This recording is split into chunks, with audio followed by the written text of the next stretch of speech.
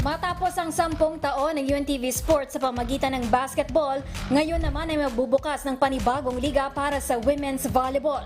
Katuwang dito ang 6 na ahensya ng gobyerno na makikisa sa advokasya ni Kuya Daniel Rason sa pagtulong sa kapwa-tao.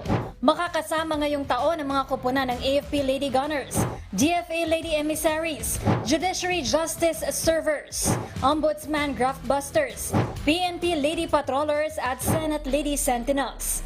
Bukod sa pagbibigay kasiyahan sa tao, magbibigay kasiyahan din ang ating mga public servants sa kanilang napiling benepisyaryo na kanilang matutulungan, kasama na dito ang AFP Educational Benefit System Office, Ombudsman Employees Association, PNP Moral and Welfare Division, Cancer Warriors Foundation Incorporated, DFA Member Retirees Unit at Senate Spouses Foundation.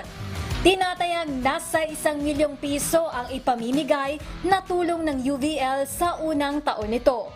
Papangunahan ni former PBA star at UNTV Cup analyst at commentator na si Coach Ronnie Magsanok ang liga. Sa lahat po ng sumali sa unang execution ng UNTV Volleyball League, mula po sa Senado, sa DFA, sa Judiciary, sa Ombudsman, sa AFP at sa PNP, marami pong salamat sa inyong pakikisa sa unang salang ng UVL o UNTV Volleyball League. Para naman po sa ating timbahay, samahan niyo po kami Thursdays on Sundays sa lahat po ng araw sa oras po mula 1:00, 3:00 at 5:00 sa tatlong mga laban. At sa bumubuo po ng UNTV, thank you for allowing us to grow another brand. Kay Kuya Daniel, kay Ma'am Arlene, para po sa inyo ito at sana po samahan nyo kami para itulak at pagandahin ang UVL or UNTV Volleyball League mula po sa August 20 hanggang po sa hinaharap. Maraming pong salamat sa inyong lahat.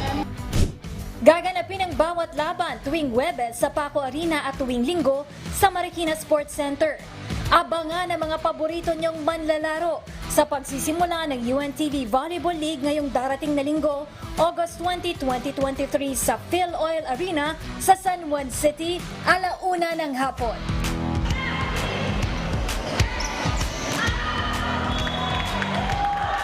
Rina Villamor Camara, UNTV News and Rescue.